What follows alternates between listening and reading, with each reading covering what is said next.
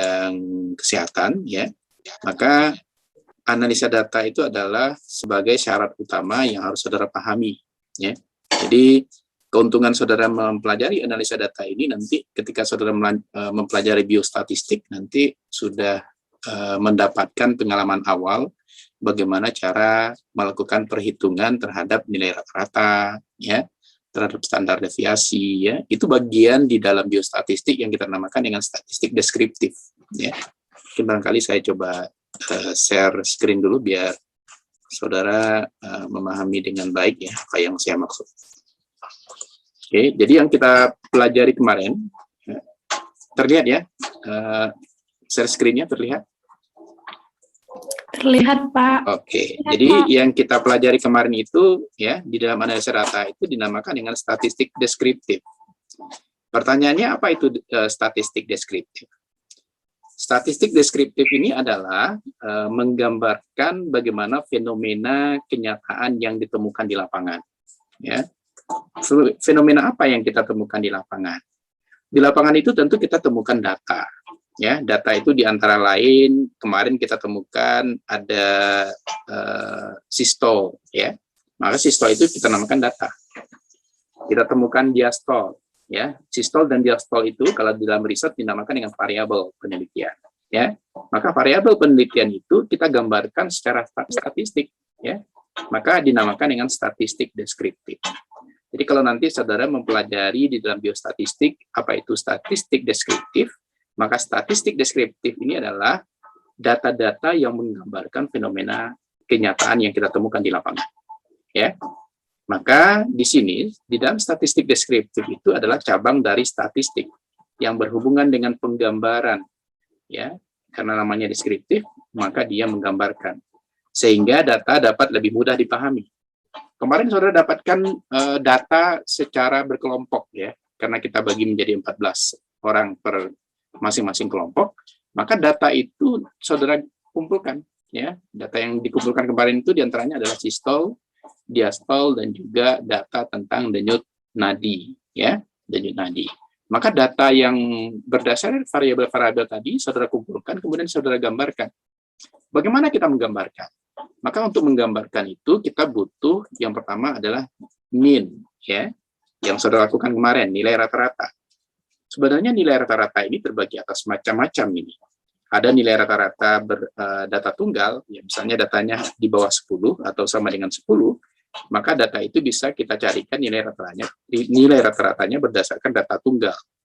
Kalau itu gampang, X-nya itu sama dengan sigma XI per N, ya, gampang saja itu. Kita jumlahkan semua, kita bagi dengan banyak data. Maka itu adalah nilai rata-ratanya. Yang menjadi masalah, bagaimana kalau datanya itu berdistribusi frekuensi atau berkelompok seperti yang kita bahas kemarin. Maka tentu kita menggunakan rumus yang berbeda, tidak lagi menggunakan X rata-rata sama dengan sigma XI per N, tetapi kita gunakan X rata-rata sama dengan sigma FI kali XI per sigma F. Ya. Maka itu adalah nilai rata-rata untuk data berdistribusi frekuensi atau data untuk data yang berkelompok. Nah, maka kita cari mean. Sebenarnya ada lagi yang lain yang bisa kita cari, tetapi kita tidak butuhkan di dalam laporan, ya. Median, ya. Median itu adalah nilai tengah. Atau kita juga bisa mencari modus, ya. Modus itu adalah nilai yang paling banyak muncul. Nanti barangkali kita lanjutkan di biostatistik, ya, tidak di sini. Mudah-mudahan nanti kita ketemu lagi dalam biostatistik, saya akan ajarkan ini kepada saudara. Tetapi secara awal, saudara sudah mengenal yang pertama nilai rata-rata, kemudian yang kedua adalah deviasi standar atau standar deviasi. Maka di dalam statistik deskriptif, di samping kita menggambarkan bagaimana bentuk nilai rata-ratanya, kita juga menggambarkan bagaimana bentuk deviasi standar. Jadi deviasi standar ini adalah ini, ya, ingin melihat data itu berapa errornya sebenarnya, berapa rentangnya atau berapa ranknya. Maka kita butuhkan yang dinamakan dengan deviasi standar atau nilai penyimpangan. Berapa penyimpangan dari data yang kita dapatkan, maka itu adalah deviasi standar. Maka ketika saudara melaporkan sesuatu, ya, kalau dalam praktikum kita namakan kemarin itu H, ya. H itu adalah hasil yang dilaporkan. Itu adalah merupakan kombinasi antara nilai rata-rata plus minus standar deviasi. Kenapa plus minus? Karena itulah plus minus itu adalah penyimpangannya. Ya, berapa dia kalau dijumlahkan dengan deviasi standar dan berapa dia dikurangi dengan deviasi standar. Nilai antara A dan B, penyimpangan, itulah yang dinamakan dengan penyimpangan. Berapa penyimpangan tergantung nanti dari data yang kita dapatkan. Nah, maka kalau sudah kita temukan data seperti itu, maka sebenarnya kalau saudara riset, itu sudah bisa melaporkan hasil riset. Ya. Contoh ya, kalau saya ingin, saudara bidan ini, ingin melakukan riset di bidang tensimeter misalnya. Saudara ingin membandingkan bagaimana pasien dalam posisi duduk, posisi berbaring, kemudian posisi berdiri misalnya. Maka dari ketiga hal itu, saudara bisa ambil 3 kesimpulan. 3 kesimpulan itu adalah hasil riset, ya. 3 kesimpulan itu adalah hasil penelitian yang bisa saudara kolaborasikan dengan keilmuan saudara, misalnya di kebidanan, ya. Bagaimana posisi pasien berbaring? Bagaimana posisi pasien duduk? Bagaimana posisi pasien berdiri? Maka dari ketiga posisi itu, saudara kaitkan dengan kajian anatomi fisiologi, maka saudara sudah bisa menyimpulkan suatu hasil riset. Ya, hasil riset itulah nanti yang saudara publish, ya. Misalnya dalam bentuk skripsi, ya, dalam bentuk tugas akhir, dalam bentuk laporan kasus, ya. Ketiga hal ini adalah bentuk laporan-laporan yang bisa kita lakukan dalam kita melakukan penelitian atau dalam kita melakukan riset. Nah, jadi itulah pentingnya ya sebenarnya data ini. Dan kenapa saya itu menyuruh saudara itu melakukan secara real, ya, secara real. Tujuannya nanti, ketika saudara melakukan penelitian di dalam riset, di dalam tugas akhir, di dalam skripsi nanti saudara sudah gampang, ya. Jadi saudara jangan lagi merasa berat untuk melakukan penelitian nanti. Jadi harapannya seperti itu. Jadi artinya saya ingin berpesan ke saudara, ilmu yang sedikit ini, saudara nanti bisa aplikasikan dalam tahun keempat bidan saudara nanti. Di tahun keempat saudara pasti akan disuruh untuk melakukan riset. Ya. Bisa dalam bentuk skripsi, bisa dalam bentuk tugas akhir, atau bisa dalam bentuk laporan kasus. Itu tergantung nanti bagaimana Alifah memberikan tugas kepada saudara ya untuk melakukan penelitian. Yang penting ini adalah dasar saudara untuk melakukan penelitian. Ada tanggapan nggak dari saudara? Apakah kemarin itu tugasnya terlalu banyak atau bagaimana? Fratna bagaimana? Fratna mengirimkan tugas di awal atau udah di akhir-akhir waktu? Karena tugasnya banyak. Fratna? Masih unmute itu? Fratna? Ya, Pak. Fratna mengirim tugas ke saya kemarin itu. Bagaimana rasanya? Bagaimana rasanya? Sulit? Sulit ya? Lumayan, Pak. Angkanya yang bikin pusing, Pak. Nah, itu nanti yang dirasakan nanti ya kalau kita sudah di tahun-tahun akhir nanti melakukan penelitian. Bagian ini adalah bagian tersulit ya. Kalau ngumpulin data gampang gitu ya, ngumpulin data 1 hari selesai. Tapi bagaimana menganalisis data, apalagi nanti kalau saudara lakukan statistik tidak deskriptif ya. Jadi statistiknya ada pengolahannya ada 2 ya. Yang pertama namanya adalah statistik deskriptif, yang kedua namanya statistik inferensial. Ya, jadi statistik inferensial ini adalah lanjutan dari statistik deskriptif. Ya, misalnya nanti saudara uji korelasi, uji cross check,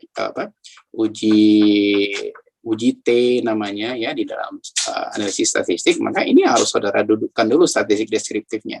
Ya, jadi nggak apa-apa. Saya yakin ya, memang karena saudara saya lihat banyak bertanya ya, tapi saya senang ya kalau saudara banyak bertanya, itu artinya saudara paham ya. Setiap saudara bertanya pasti saya feedback langsung ya, artinya saya paham ya, tugas saudara itu memang banyak ya untuk yang pertama, tapi tenang saudara ya, untuk tugas kedua tidak sebanyak itu. Jadi sengaja ini untuk memberi effort ya kepada saudara, bagaimana kalau seandainya tugasnya sebanyak itu. Tapi ingat ya, ujian nanti salah satunya soalnya itu ya. Biasanya coba tanya ke seniornya itu, saya selalu memberikan tugas, memberikan soal ujian itu untuk praktikum itu yang pertama adalah tensimeter. Kalau saya berbicara tensimeter pasti ada sistol dan diastol. Ya. Yang kedua biasanya ya tidak denyut nadi, tetapi saya dan termometer yang akan kita bahas hari ini. Ya. Yang kedua itu adalah termometer. Jadi ada 3 biasanya ya soal praktikum yang harus saudara lakukan analisis data seperti yang saudara lakukan kemarin. Ya. Oke. Mudah-mudahan saudara bisa memahami dengan baik ya, karena saya yakin ya, karena tugas yang saya lihat itu benar ya. Walaupun barangkali saudara ya agak tersiksa ya barangkali membikinnya, tetapi benar ya, tapi benar.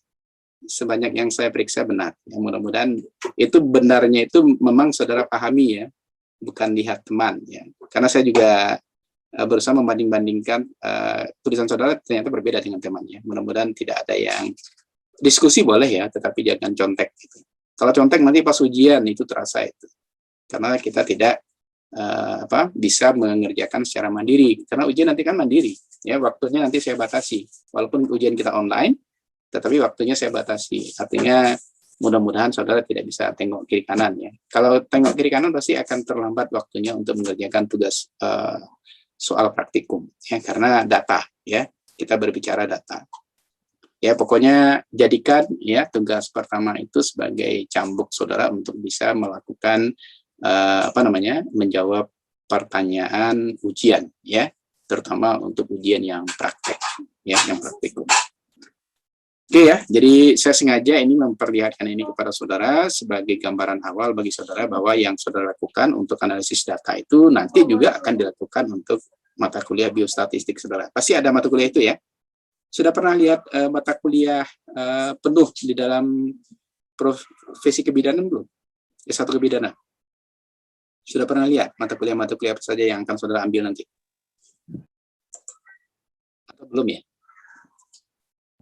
Atau belum pernah lihat? Belum ya. Ya, kalau belum pernah ya, kalau sudah, tapi sayangnya kampus sudah tutup lagi ya. Mudah-mudahan nanti saudara bisa melihat bagaimana kurikulum saudara itu mulai dari tahun pertama sampai dengan tahun terakhir ya. Jadi biasanya itu biostatistik itu di tahun-tahun ketiga ya. Tahun ketiga.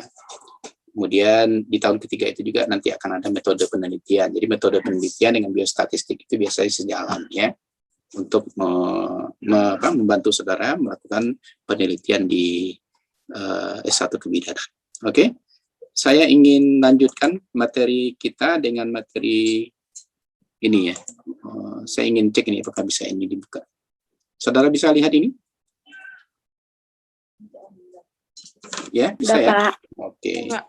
Ya, kalau saudara punya ini termometer di tempat ya, silakan juga dibuka ya supaya kita bisa aplikasinya langsung. Ini kebetulan yang saya mau putarkan ke saudara ini adalah video ya, supaya bisa teraplikasi langsung. Oke, silahkan ini dulu ya, disimak dulu bagaimana cara melakukan pengukuran dengan termometer ini.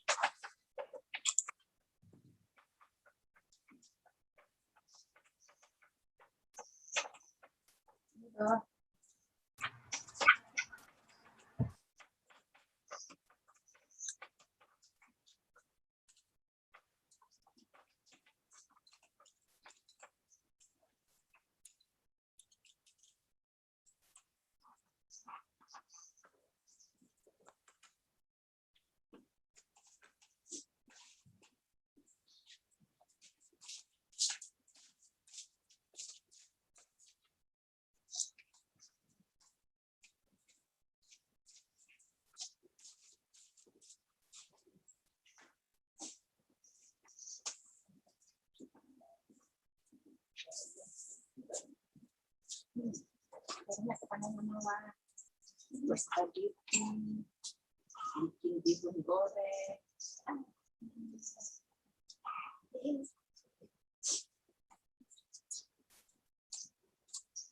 Dan tambah itu bisa bertahan sekali.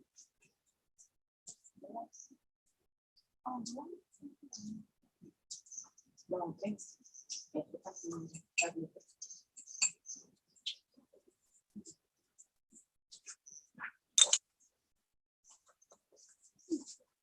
Untuk barang pembelian, oke lah.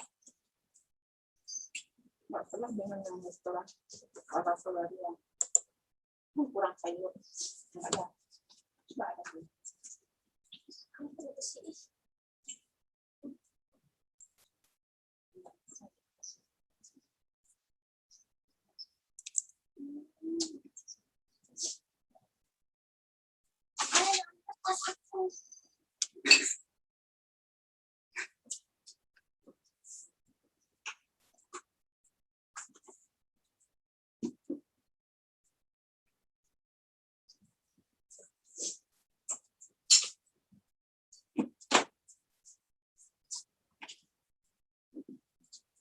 Kayaknya buat orang-orang jadi ini.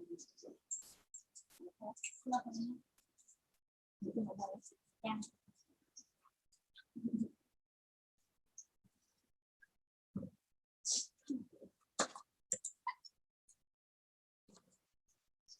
sembilan. Seperti itu. Itu agak di dalam Pak. Oh, bukan.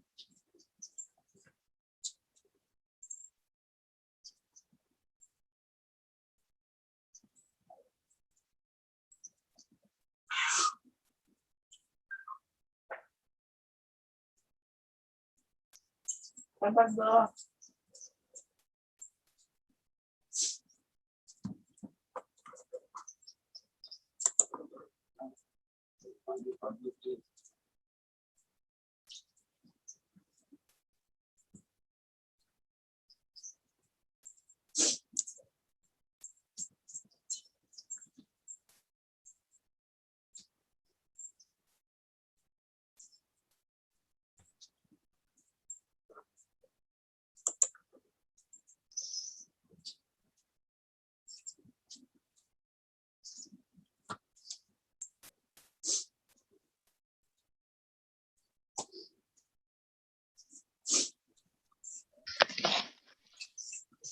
Kedengaran suaranya.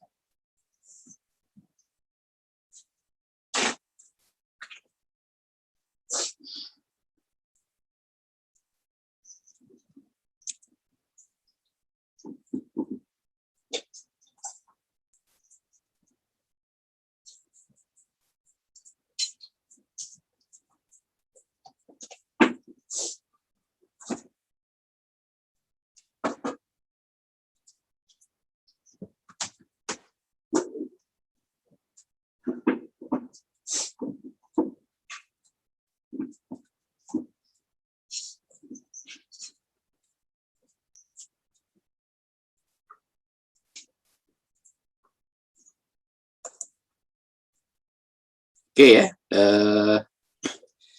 saudara. Nah, itu cara menggunakan termometer. Sekarang kita coba lihat ya. Jadi saudara mungkin kalau seandainya ada di rumah juga bisa dilihat. Jadi di termometer itu ya, bagian yang terpenting itu ini pada bagian ujung ya. Pada bagian ujung ini ada nanti bagian yang seperti ini ya, leher angsa. Ya, leher angsa itu berfungsi ya seperti yang sudah kita bahas di teori. Itu ada bagian yang melengkung ya. Bagian yang melengkung ini adalah bertujuan agar nilai air raksa yang sudah dihitung pada tubuh manusia tidak turun langsung ke bawah ya, berbeda dengan termometer laboratorium yang kita sudah bahas kemarin. Ingat ya, di bagian pertama itu ada termometer bagian leher angsa. Kemudian yang saudara juga harus perhatikan pada termometer itu, air raksanya itu berwarna perak sebenarnya ya. Karena Ag itu adalah berwarna perak ya. Kemudian kalau di termometer itu untuk membedakan warna maka diberi garis kuning ya. Garis kuning itu adalah untuk membedakan warna antara perak yang ditunjukkan oleh suhu tubuh nanti dengan warna dasarnya. Sehingga nanti membedakan itu secara jauh akan kelihatan ya berapa suhu tubuh pasien nanti. Nah, jadi ini bagian yang terpenting. Kemudian saya sudah bahas kemarin. Termometer ini ya termometer ini bukan digital ya, termometer manual ini sangat akurat ya kalau kita bandingkan dengan termometer digital. Walaupun sekarang banyak rumah sakit yang tidak lagi menggunakan ini. Tetapi untuk bidan ya saya masih sarankan gunakan termometer yang manual ini karena ini yang paling akurat ya. Kalau kita gunakan termometer digital ya yang mengukur-ngukur di mall-mall saja itu banyak yang tidak akurat ya. Kadang-kadang kita cek di rumah kita suhu kita 35,6 misalnya. Ketika kita ke mall kita ya jangan itulah di kampus saya saja yang menggunakan yang sistem yang sudah sangat canggih sekarang seperti pistol dan juga seperti X-ray itu sekarang itu suhunya banyak yang ngawur ya. Kita cek di rumah misalnya 35,6 sampai di sana sudah 36,8 dan sebagainya ya. Nah, itu ya. Jadi tetap lebih akurat kalau kita menggunakan termometer yang manual ini. Tapi ingat ya cara menggunakannya ada di 3 tempat. Coba Miftah. Di 3 tempat mana kita menggunakan ini kemarin? Saya sudah sampaikan. Miftah. Coba dijawab Miftah. Kita menggunakan ini di 3 tempat kemarin. Di mana saja? Atau Cici barangkali. Masih ingat yang saya ajarkan di pelajaran termometer kemarin? Ci? Di 3 tempat mana kita menggunakan ini? Ada di mulut, Ya, di oral. Kemudian? di dahi, Di mana? di telinga, Pak. Telinga mana? Di dahi. Enggak lah ya. Di mulut benar, oral ya. Di ketiak ya, ketiak itu aksila ya. Kemudian satu lagi di? Lupa, Pak. Oh, satu lagi di mana, Fratna? Ya, satu di oral benar. Yang kedua di ketiak, di aksila. Yang ketiga di mana, Fratna? Di mana? Suara Fratna masih unmute itu. Masih mute ya. Coba unmute. Lupa, Pak. Oh, lupa juga. Kalau Miftah, di mana Miftah? Satu lagi di mana Miftah? Miftah Za'adah. Di mana Miftah? Coba di-unmute dulu. Miftah. Di mana tempatnya? Ada 3 tempat untuk mengukur termometer ini. Di oral, benar ya. Di aksila atau di ketiak, benar. Satu lagi di mana? Atau siapa yang tahu?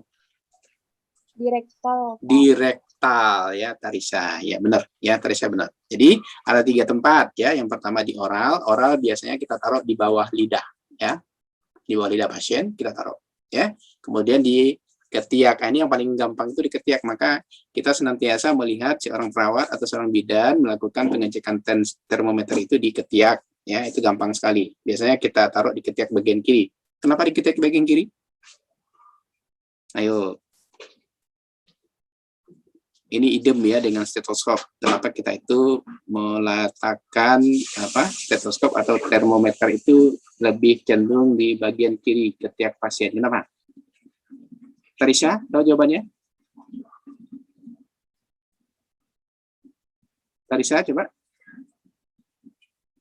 Tarisha. Iya, Pak. Di mana?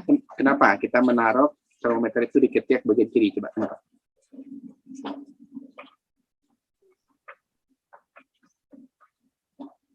Tahu Tarisha? Tidak.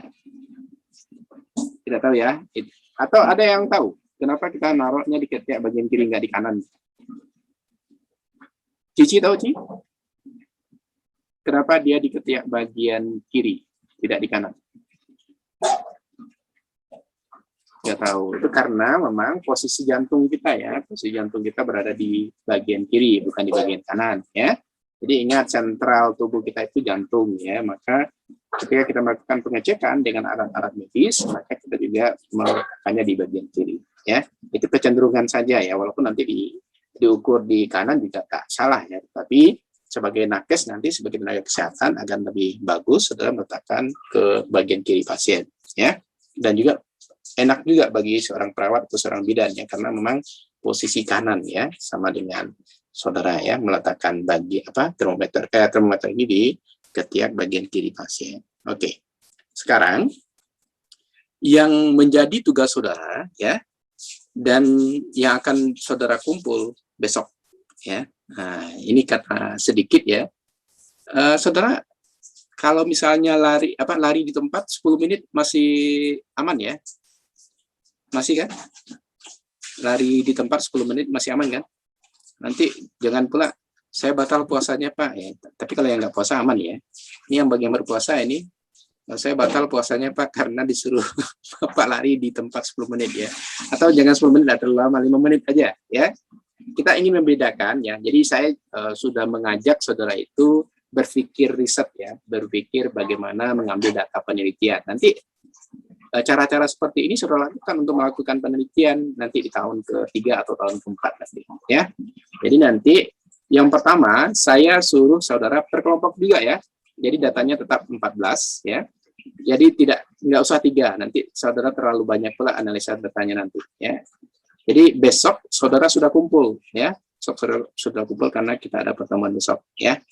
Jadi yang pertama saudara ukur suhu pasien dalam keadaan normal ya. Jadi artinya yang pertama itu jadi nanti saudara ke-14 orangnya nanti ukur saja suhunya normal ya. Jadi pas datang ya, pasien datang langsung diukur ya, tanpa melakukan eksperimen ya. Yang kedua yang diukur dengan melakukan eksperimen. Eksperimennya apa? Yang akan saudara ukur, pasiennya nanti disuruh lari di tempat selama 5 menit. Jadi harus diukur ya, harus dihitung waktunya. Jadi tujuannya adalah untuk membedakan bagaimana suhu tubuh pasien ketika dia sudah melakukan suatu aktivitas ya. Nah, jadi ini sudah bisa sebenarnya saudara lakukan data penelitian dan sudah bisa dilakukan riset ini, dan laporannya sudah bisa sebenarnya dijadikan laporan tugas akhir ya. Tapi tentu itu nanti. Sekarang kita belajar dulu. Jadi sudah tahu tugasnya ya. Yang pertama mencek suhu pasien ya dalam keadaan normal. Jadi pasien datang, saudara ukur. Yang pertama. 2 saja lah ya. Yang kedua, pasien disuruh melakukan aktivitas. Aktivitasnya apa? Pak, tenggang waktu gitu, Pak. Gimana maksudnya? Ngumpul turutnya itu, Pak. Emang lama ya itu? Atau saudara tuh susah ketemunya? Rumahnya jauh-jauh, Pak. Oh, Ya, Pak. Kumpul dulu. jauh-jauh ya. Tapi masih di Padang? Ya. Masih di Padang nggak? Ada ya, tapi tempatnya masih jauh-jauh juga, Pak. Oh, saya kira di Padangnya di dekat-dekat Alifah. Enggak ya? Oh, makanya kemarin itu saudara minta waktu kemarin itu ya? Iya, Pak. Kalau sekarang nggak mungkin, Pak. Kan sudah sore juga. Tentu rumah teman-teman masih ada yang jauh gitu. Oke, Besok juga ada aku. oh gitu. Jadi kapan kira-kira kita ketemu lagi di pertemuan kedua untuk melihat hasilnya? Nanti dikabari, Pak. Oke, tapi